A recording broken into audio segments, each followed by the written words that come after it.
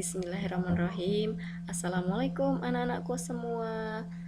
Gimana kabarnya hari ini? Semoga selalu dalam lindungan Allah Subhanahu wa taala ya. Anak-anakku semua, pada video pembelajaran kita kali ini kita akan membahas materi bab 2. Kalian hafal tidak yang surat Al-Fatihah bunyinya iyyaka na'budu wa iyyaka nasta'in? Nah, itu adalah salah satu ayat yang merupakan pesan Allah kepada kita agar kita menyembah, beribadah dan meminta pertolongan hanya kepada Allah Subhanahu wa taala. Nah, nanti yang akan kita bahas terkait hal itu. Anak-anakku semua, kita mulai dari sekarang ya. Selain kalian melihat video pembelajaran dari Ustadzah, silahkan dilihat buku paketnya halaman 28 sampai dengan halaman 37.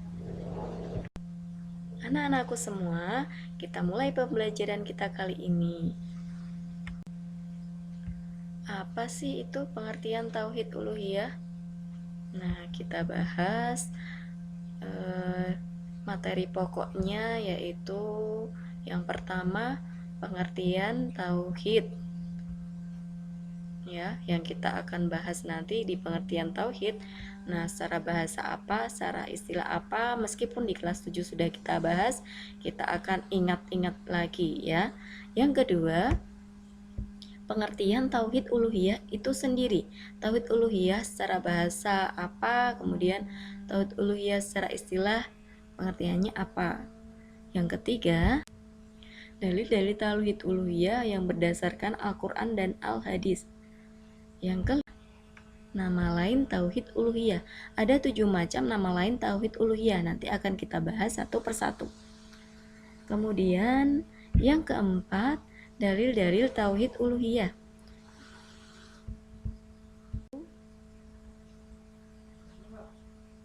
Yang kelima, contoh perilaku yang mencerminkan tauhid uluhiyah. Anak-anakku, selanjutnya kita bahas satu persatu ya. Yang pertama, tadi pengertian tauhid secara bahasa maupun istilah. Nah, tauhid secara bahasa dari kata wahada yuwahidu tauhidan, yang artinya mengesakan. Masih ingat tidak di kelas 7? Iya, alhamdulillah masih ingat ya.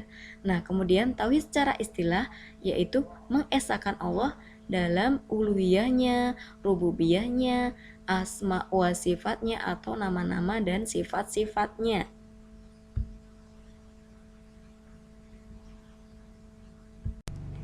Mari kita lanjutkan.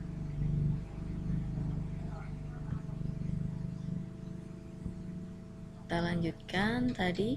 Nah, ini masih berkaitan dengan penjelasan tauhid, yaitu yang pertama tauhid uluhiyah, yang kedua tauhid rububiyah, yang ketiga tauhid asma wa sifat.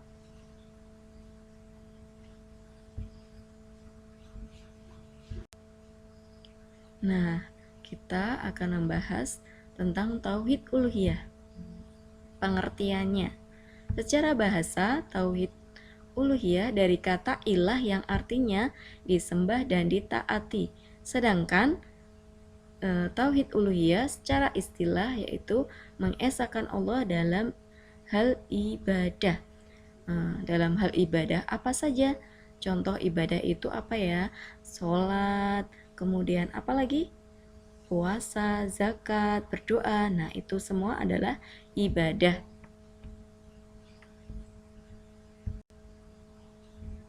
Kita lanjutkan. Selanjutnya, nama-nama lain tauhid uluhiyah.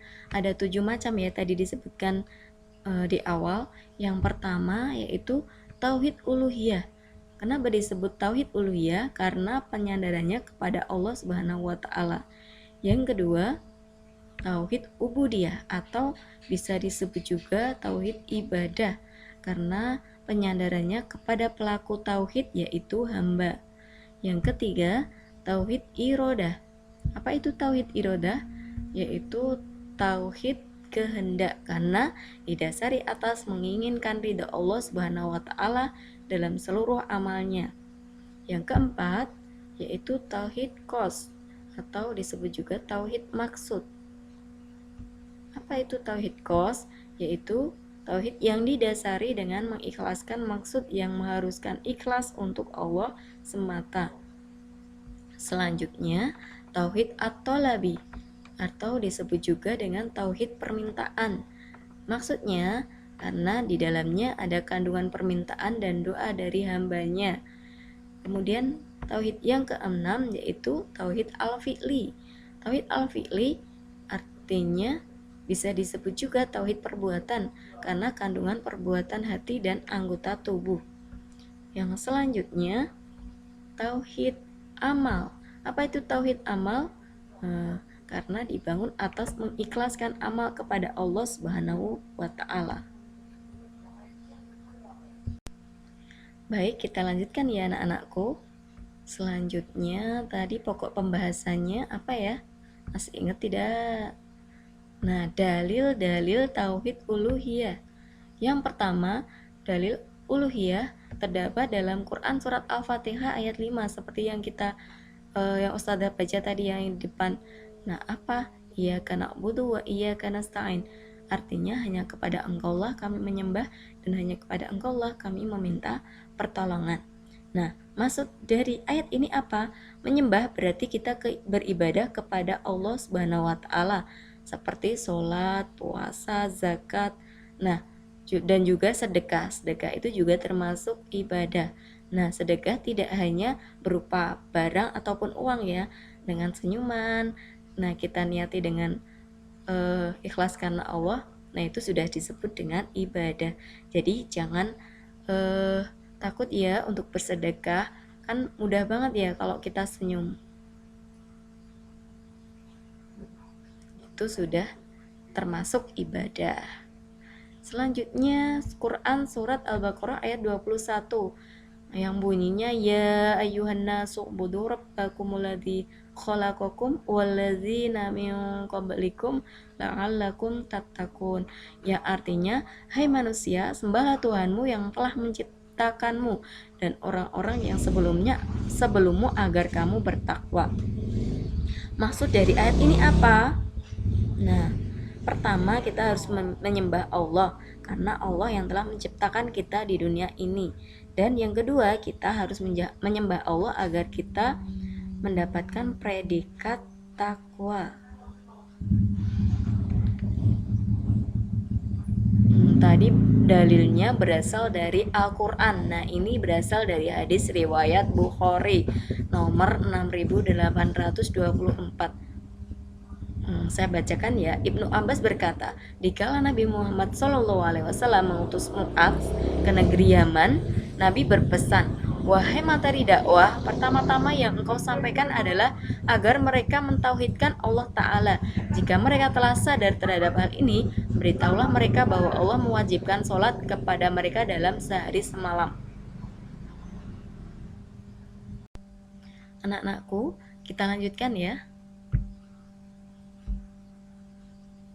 Nah, sekarang setelah kita mempelajari materi tentang tauhid uluhiyah, maka kita bisa menyimpulkan bahwasanya pada dasarnya tauhid uluhiyah itu adalah kita beribadah hanya kepada Allah semata, bukan kepada yang lain. Tidak karena ingin dipuji. Contoh, kita puasa takut kalau dimarahi orang tua. Kita bersedekah karena biar disebut juga dermawan, bisa dipuji orang lain. Nah, tidak seperti itu ya. Jadi tauhid uluhiyah mengajarkan kita kalau beribadah hanya kita ikhlaskan untuk Allah Subhanahu wa taala saja, tidak karena yang lainnya. Nah, kita lanjutkan tentang contoh perilaku yang mencerminkan tauhid uluhiyah. Nah, disebutkan dalam Quran surat Ad-Dariyat ayat 56 yang bunyinya wa ma khalaqatul jinna wal insa illa liya'budun, yang artinya apa? Yang artinya dan aku Allah tidak tidak menciptakan manusia dan jin. Saya ulangi ya, dan aku Allah tidak menciptakan jin dan manusia melainkan hanya untuk beribadah kepadaku, kunyaku Allah. Nah, jelas sekali bahwasanya di sini benar-benar mentauhidkan, benar-benar mengesahkan Allah dalam hal ibadah. Contoh yang pertama, mengerjakan sholat khusyuk dan penuh ketundukan kepada Allah, tidak semata-mata biar dipuji orang lain. Yang kedua, kita puasa di bulan Ramadan karena Allah, bukan karena paksaan orang tua. Yang ketiga, kita bersedekah kepada fakir miskin, berharap mendapatkan ridho dari Allah, bukan karena ingin dipuji orang lain. Nah, seperti itu ya. Nah, kalian bisa ya mencari contoh yang lainnya. Anak-anakku semua, itu tadi pembahasan kita dari pengertian sampai dengan contoh perilaku tauhid uluhiyah. Nah, hikmah apa ya kita mempelajari tauhid uluhiyah? Biar kita lebih meyakini bahwa Allah itu Maha Esa, tidak ada sekutu baginya. Kemudian kita bisa memiliki keteguhan sikap, tidak pelin-pelan, pokoknya teguh pendirian kita sebagai implementasi kita terhadap tauhid uluhiyah. Kemudian yang ketiga, kita bisa memahami makna tauhid uluhiyah itu apa. Kemudian kita menyajikan contoh perilaku yang mencerminkan tauhid uluhiyah dan kita amalkan dalam kehidupan sehari-hari kita. Nah, anak-anakku semua, sekian presentasi dari Ustadzah, semoga bermanfaat. Semisal nanti ada pertanyaan bisa ditanyakan pada Ustadzah ya. Nah, ini saja dari Ustadzah, semoga bisa bermanfaat dan juga menambah ilmu pengetahuan kita. Amin amin ya robbal alamin. Kita akhiri dan baca hamdalah. Alhamdulillahirabbil alamin. Sekian dari Ustadzah. Apabila banyak salah katanya, Ustadzah mohon maaf yang sebesar-besarnya. Assalamualaikum warahmatullahi wabarakatuh.